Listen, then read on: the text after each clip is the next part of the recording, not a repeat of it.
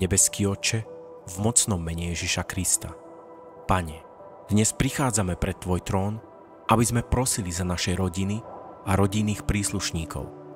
Pane, prosím, neobracaj svoju tvár od nás.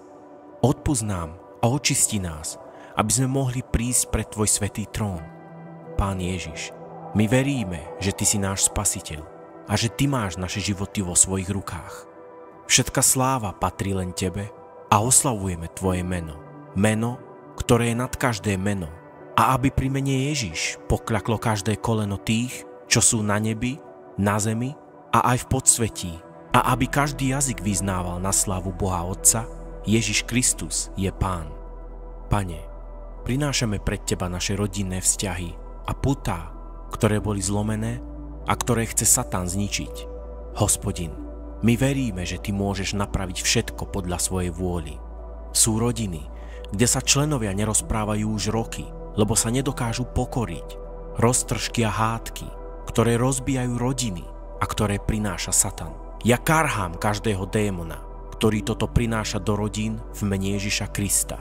A prehlasujem, že naše rodiny budú zjednotené, pretože Boh je Bohom jednoty. Pane, dotkni sa stvrdnutých srdc, aby zmekli, aby im bola zjavená Tvoja spása a to, že sa musíme kajať pred Tebou a zmeniť svoje životy, lebo Tvoje slovo hovorí: usilujte sa o pokoj so všetkými a o posvetenie, bez ktorého nikto neuvidí Pána. Modlíme sa aj za deti v našich rodinách, ktoré vyrastajú v tejto hroznej dobe plnej bezbožnosti.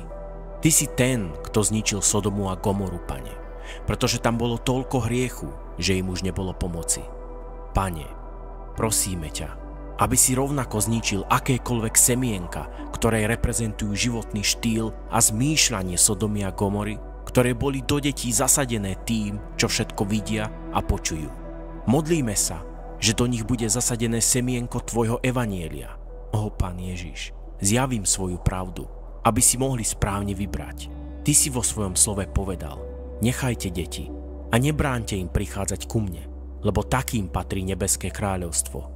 Modlíme sa za manželstvá, Pane, aby Ty si bol stredobodom v každom manželstve a aby základy manželstva boli postavené na základe Tvojho slova. Tvoje slovo hovorí: navzájom sa podriaďujte v bázni pred Kristom. Ženy svojim mužom ako Pánovi, pretože muž je hlavou ženy, ako je aj Kristus spasiteľ tela, hlavou cirkvi. Ako je cirkev podriadená Kristovi, tak vo všetkom aj ženy mužom. Muži, milujte svoje ženy tak, ako aj Kristus miloval cirkev a vydal za ňu samého seba, aby ju posvetil očistným kúpeľom vody a slovom, aby si pripravil cirkev slávnu, na ktorej nie je poškvrny ani vrásky, ani nič podobné, aby bola svätá a bez poškvrny. Tak aj muži majú milovať svoje ženy ako vlastné telá. Kto miluje svoju ženu, miluje samého seba. Pane, daj nám silu, aby sme mohli za naše rodiny bojovať v duchu a v modlitbách.